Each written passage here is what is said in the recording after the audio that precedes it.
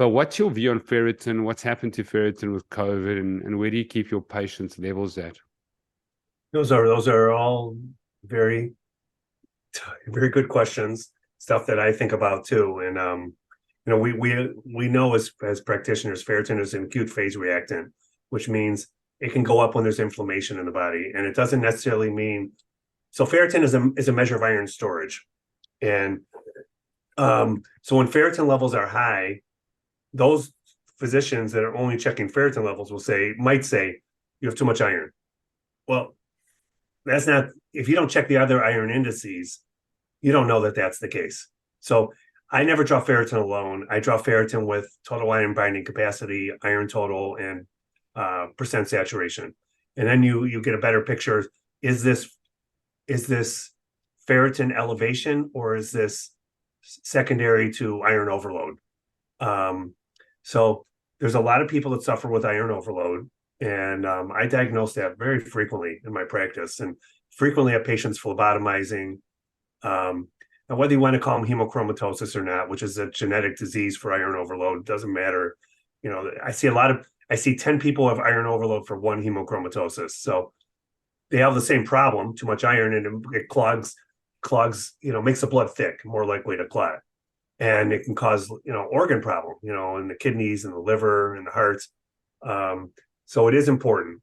And ferritin, I agree with you, the relationship between ferritin and copper.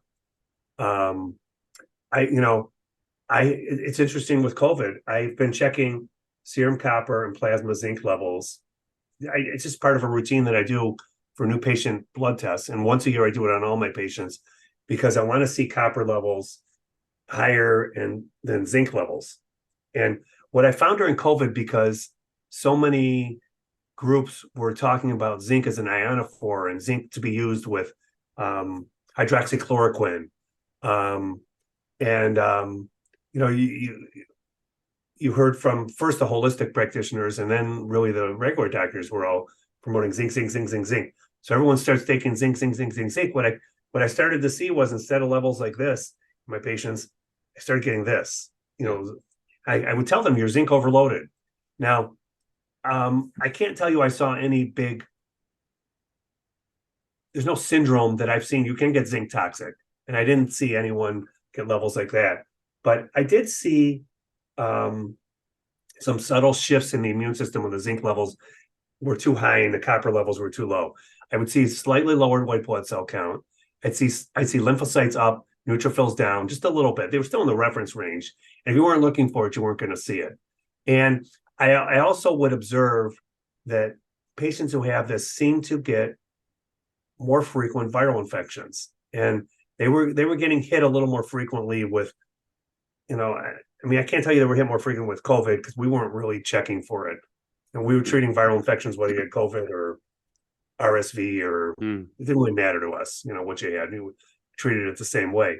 But my treatment for that was to have them stop taking zinc, and I put them on copper if the copper levels weren't too low, copper for a month or two, and let that copper come up and restore itself to the balance.